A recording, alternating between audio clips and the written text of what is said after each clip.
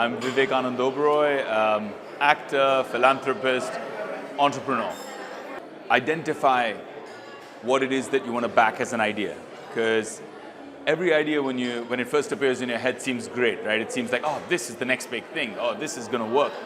But to me, the real world is asking for solutions, right? So is there a solution to an actual problem? Are people willing to pay for it? And that's the second question, is that's how you're going to create value. 9 out of 10 times, that's how you're going to create value. So are people willing to pay for it? And if they are, how much, right? What kind of pain point are you solving with this solution? And the third thing is it scalable? Is it scalable geographically? Is it scalable infinitely? These are the three things that you need to ask yourself as the first cut, as the first layer of evaluating an idea. Do I want to do this or do I not want to do this? So I think that's the starting block for any entrepreneur. Then, of course, there is the fact that, how passionate are you? How strong is your skill set? You could just be the visionary, putting things together, and you could bring in people as co-founders who can add value, pad you up where you're weak, build a team of professionals if you have the seed capital. Look for the right, money, the right kind of money, strategic investments, or investing houses and groups or family offices, people who are as passionate about what you're doing or have a track record in what they've done. Because every series, so from your seed to your A, to your B, to your C, is also going to be dependent upon your DNA. And your DNA is who's involved with you, who believes in you, who's written you a check, who's subscribed to your second round again. And that, of course, depends on your performance. But these are the few building blocks of building a successful company. I see a few areas at the top of my head. And I think firstly, the UK is fantastic education R&D hub. But the market is India, right? The world's fastest, most easy to access, emerging, growing, robust market is India. You create something in the UK which is great technology, and you find a way to collaborate with people in India who can scale it. Monetization, right? Otherwise, it's just going to be a research and development center that is predominantly dependent on grants, on philanthropic gestures, or on government subsidies. Whereas if you create patents, if you bring in researchers and reward them with real economic gains by commercializing those patents, which America has done pretty well, and then you build a platform, you build a bridge between India and the UK that will allow for that commercialization, because today India is fast growing in the manufacturing space beyond services too.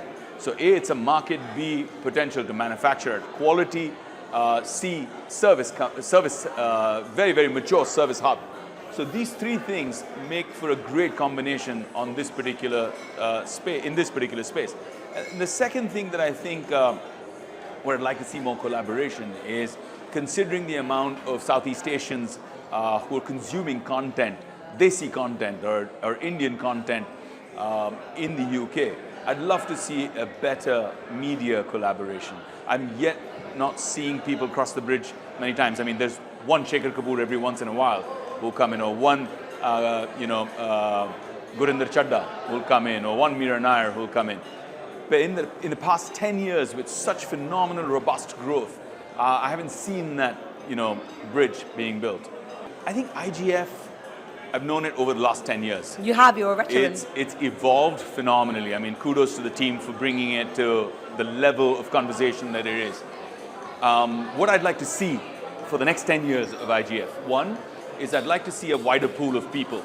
I'd like to see more interesting younger people. Like, it was so good to see Nima Goose Goose, the Ladakhi company, these founders coming in all the way from a tiny, a town in India, in Leh, and coming in and pitching here and getting a platform and presence here.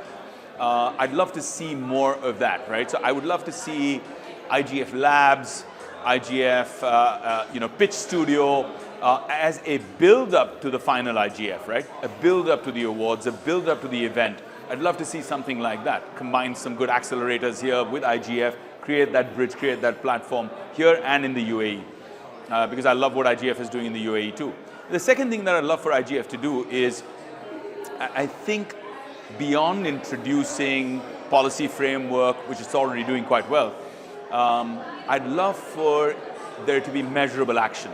So at the 11th IGF, I would love for us to have or present a report saying that these were the transactions, these were the deals, or this was what was empowered and enabled, and this is the impact economically between what we're talking metaphysically about this bridge between India and the UK. We're talking metaphorically, but to actually create the practical measurable impact there would be very exciting.